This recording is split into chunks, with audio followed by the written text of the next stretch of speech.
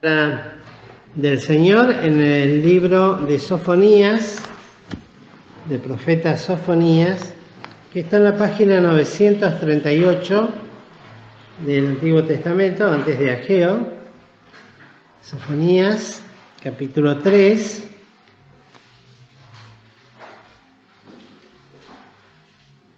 Y vamos a leer 3 versículos de este capítulo. El primero es el número 2. No escuchó la voz ni recibió la disciplina. No se confió en Jehová, no se acercó a su Dios. Luego el versículo 12. Y dejaré en medio de ti un pueblo humilde y pobre, los cuales esperarán en el nombre de Jehová. Y por último el versículo 17, que dice: Jehová en medio de ti, poderoso, él salvará, gozaráse sobre ti con alegría, callará de amor, se regocijará sobre ti con cantar.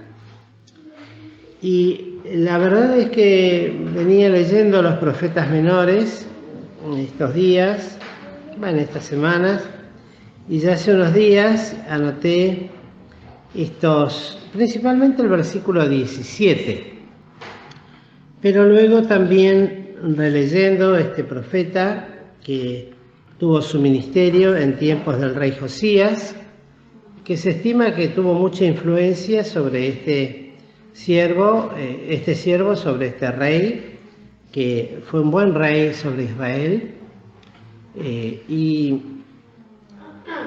escribe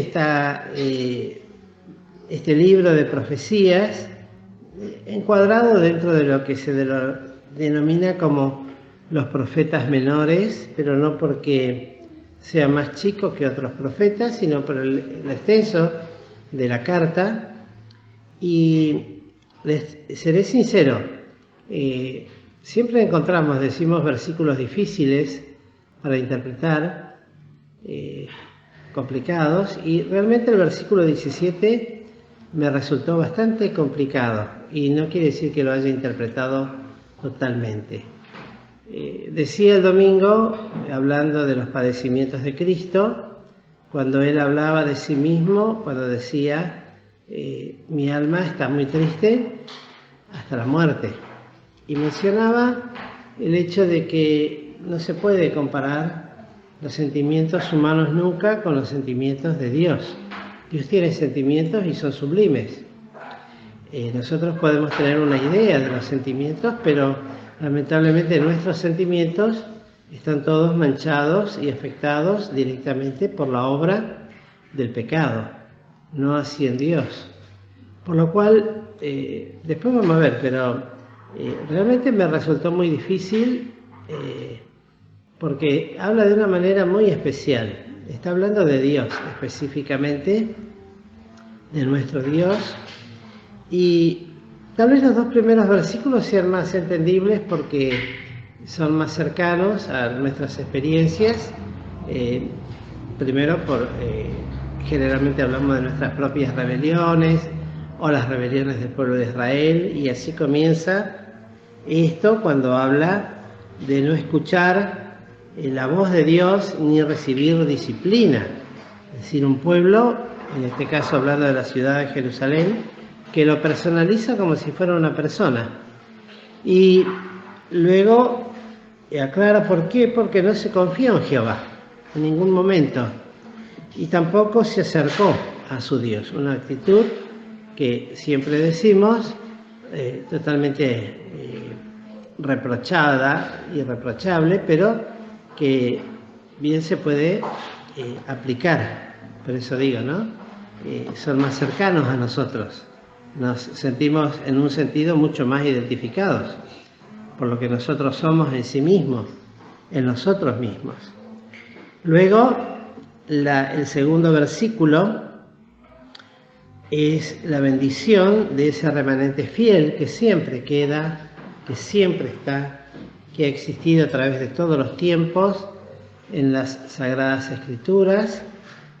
Siempre hubo aquellos que creyeron y esperaron en Dios, y Dios lo hará aún también, y estas profecías tienen que ver con lo que sucederá particularmente luego cuando en la plena restauración de Israel.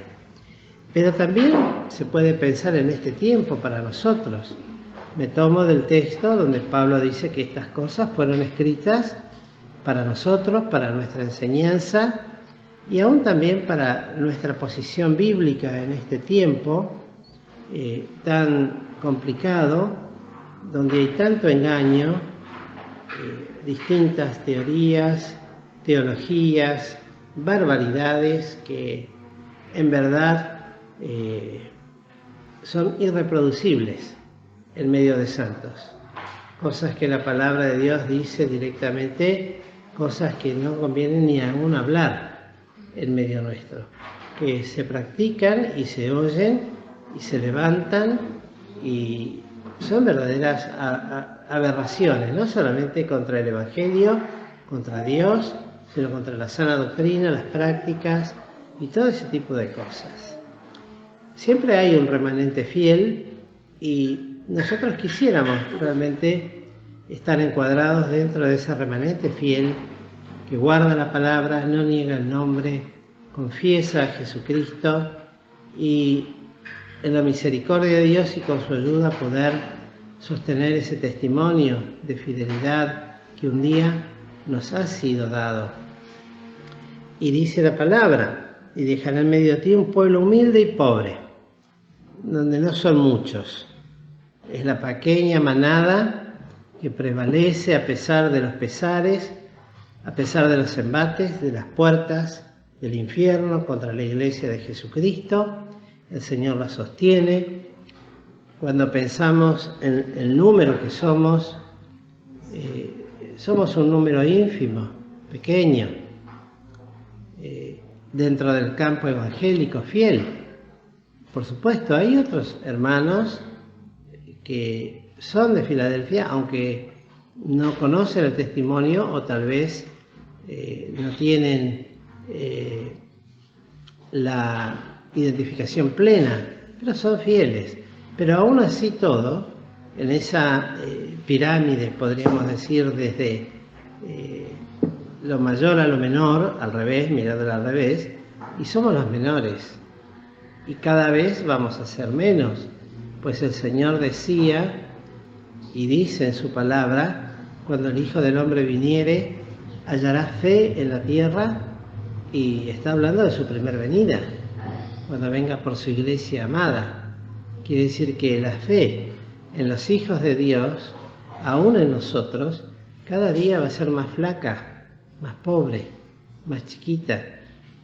Y pensemos, si el Señor decía, si tuvierais fe como un grano de mostaza, las proezas que se podrían hacer, cuanto más con esa fe tan menguada y que será causa del resfriamiento de la caridad de muchos que hoy somos fieles y un día de pronto engañados, trastornados, llevados de acá por allá, confundidos, tal vez abatidos porque vemos que determinadas cosas no funcionan como nosotros pensamos que deberían funcionar, o esto podría tener otro crecimiento de una manera más pragmática, más directa, haciendo cosas que no están en la palabra de Dios.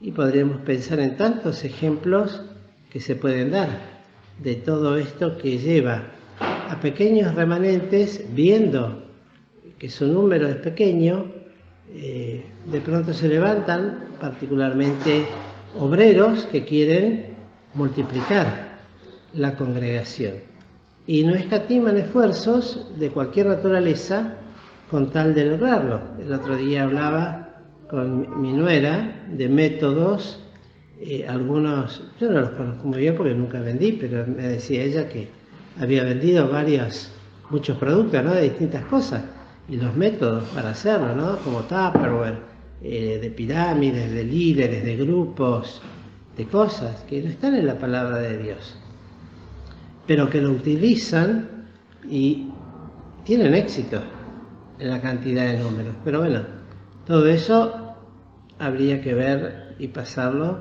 por el sedazo del discernimiento del espíritu, a ver si está dentro de lo que la palabra de Dios enseña, y de toda esa cantidad de gente tan grande que consiguen, cuántos realmente pasan por la experiencia de salvación y cuánto realmente se habla de la obra de Cristo en favor de las almas. Pero hay un remanente fiel. Dios va a dejar. Y aún para el día de Cristo, cuando venga, va a encontrar un pueblo que está esperando, que espera su segunda venida. Ojalá que seamos nosotros hallados dentro de ese pequeño pueblo que espera que el Señor venga y venga pronto. Y que esperarán en el nombre de Jehová, dice, en todas las cosas, en medio de las pruebas, de las tribulaciones, de las angustias. Me decía una hermana, no vamos a mandar un mensaje solo nomás porque está esto, está aquello, está lo otro, y si encima mandamos lo de las otras iglesias, realmente a veces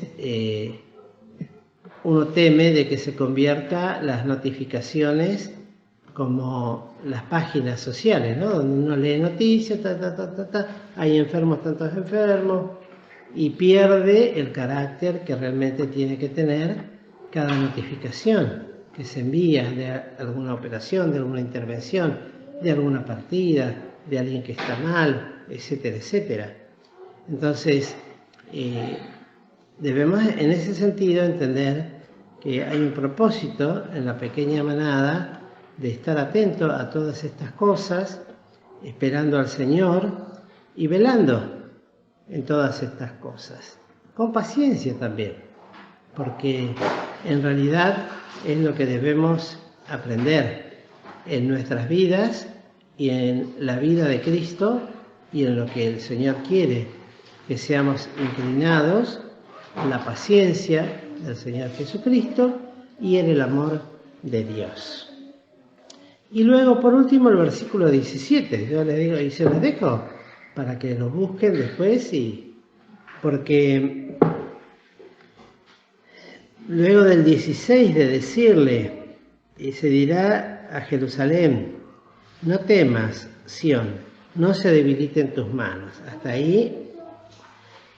Después dice, Jehová en medio de ti. Y uno encuentra muchos textos donde el Señor habla de que está en medio de su pueblo, estará siempre por delante, por detrás, en medio de ellos. Se habla de la iglesia, que somos templo del Espíritu, que Dios mora en nosotros, que está en nuestros corazones. Pero me hice un montón de interrogantes al respecto, tal vez más interrogantes que respuestas. Pero decía, bueno, ¿por qué Dios tiene que decirle tantas veces a Israel que estaba en medio de ella? ¿Y por qué nos tiene que decir a nosotros tantas veces también esto?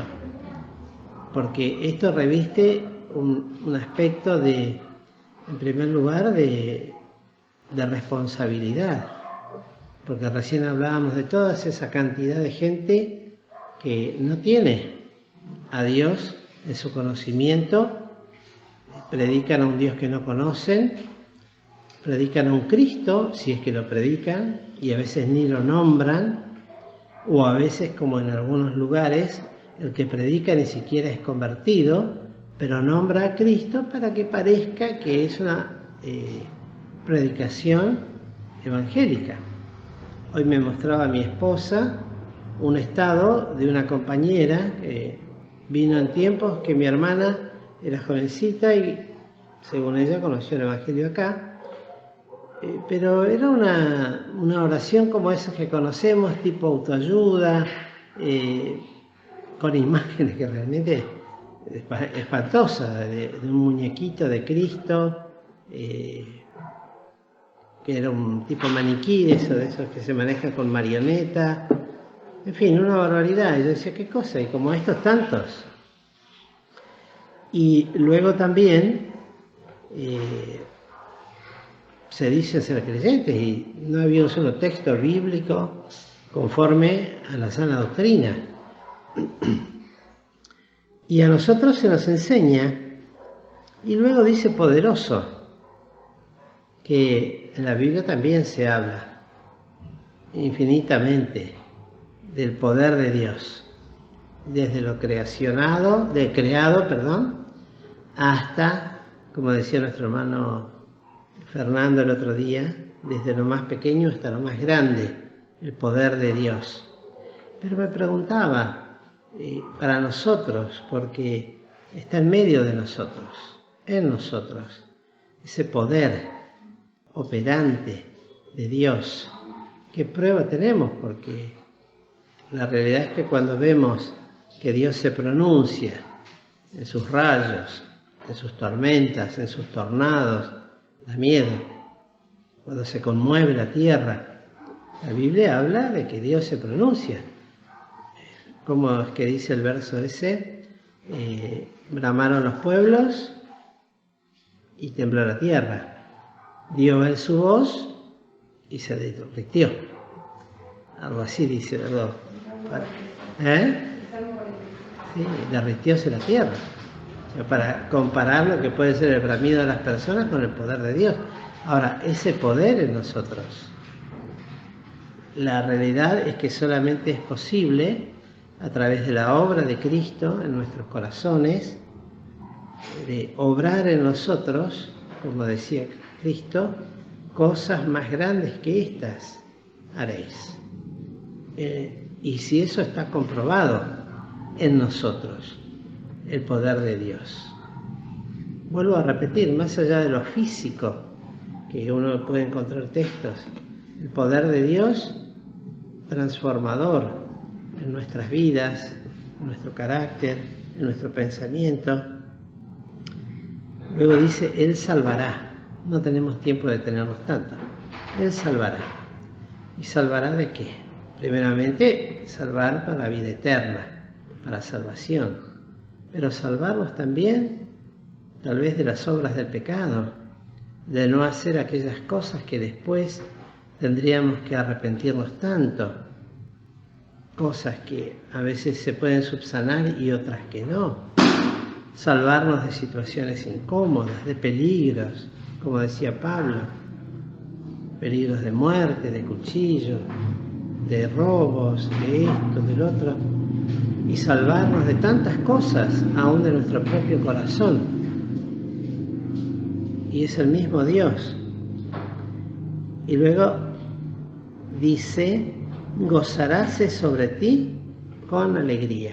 Ahí ya se me complicó la cosa. Gozaráse sobre ti con alegría. Está hablando de Jerusalén, de una ciudad que Él la restaurará, que le dará el lugar que tenía que haber tenido, no con todo el privilegio inicial, porque recordemos que Israel fue la repudiada, después es restaurada, pero ya no es la esposa del Cordero. Y ahora a nosotros, yo pensaba, qué cosa, ¿no? Gozarse, ¿cómo será el gozo de Dios? Y el gozo es la expresión de la alegría, acá lo anoté, perdónenme que lo mire, es un sentimiento de alegría intenso, ese gozo. Y dice, gozaráse sobre ti, con alegría. Y yo pensaba sobre cada uno de nosotros, si podrá ser esto posible, si será esto posible, en forma individual, porque Dios puede hacerlo, que nos mira, nos conoce, y pensaba, si la palabra habla que el espíritu se contrista, se entristece, se apaga y hasta se enoja y nos reprende. Y yo decía, bueno, pero esto es algo que Dios lo hace. Y luego algo más todavía. Callará de amor. Ahí la verdad, porque calla Jehová y espera en Él. el silencio del amor de Dios. Callará de amor. Porque generalmente cuando amamos, ¿qué es lo que más queremos hacer? Cantar, o expresarlo, o decirlo. Pero en este caso, la palabra de Dios nos dice, callará de amor. No sé, quiere decir, con respecto a la obra de Dios, en este sentido, sobre cada uno de nosotros y sobre la iglesia de Jesucristo, sobre ese pequeño remanente, humilde y pobre. Hay un silencio de Dios, silencio de amor. Alguno dirá, bueno, la expresión está en Cristo, porque de tal manera amó Dios al mundo que ha dado a su Hijo Jesucristo. Y Dios habló, estando su Hijo sobre la tierra. Este es mi Hijo amado. Lo dijo en 2 o 3 oportunidades. Pero cuando estuvo sobre la cruz, no hubo voz de Dios. No se escuchó Dios. Solamente las tinieblas que cubrieron en el momento en que Cristo daba su vida por nosotros. Pero es un amor, es el mismo amor de Dios. Y decía, bueno, cuando Dios calla, siempre lo hemos aplicado a que puede ser por 2 motivos. El primero, el silencio de Dios puede ser tremendo. Cuando no hay profeta sobre la tierra, es un juicio de Dios. Pero acá, el silencio de Dios, pero por amor, callará de amor por cada uno de nosotros. Lo dejo para que lo mediten más personalmente, a ver qué después me pueden enseñar o decir. Y luego finalmente dice, se regocijará sobre ti con cantar. Un regocijo de Dios, con un cantar, que tal vez algún día escucharemos. ¿Cuál será ese cantar? Bueno, pero es un versículo precioso, miren.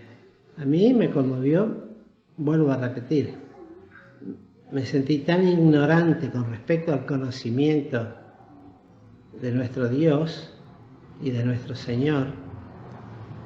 Seguramente es motivo para orar, para que el Señor dé luz, entendimiento, y lo anoté ahí para mi Señor, ayuda mi poco entendimiento, para tener luz sobre estas cosas que Dios quiere tener sobre nosotros, sobre su iglesia, sobre cada uno de nosotros en forma particular.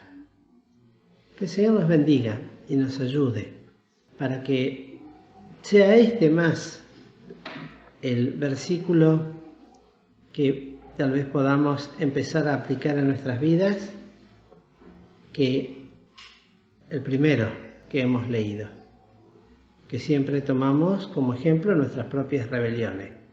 Bueno, pero eso, que el Señor nos ayude para poder superarlo y pasar a otra instancia como un pueblo humilde y pobre, para empezar a experimentar en vida propia, en esta vida, este versículo para que se cumpla en nosotros. Aunque Dios esté callado y no escuchemos y no oigamos nada. Qué notable esto, ¿no? Porque no vamos a oír nada, pero callará de amor, dice, en este sentido. Bueno, habría mucho más para decir. Que el Señor nos bendiga y nos ayude en este sentido.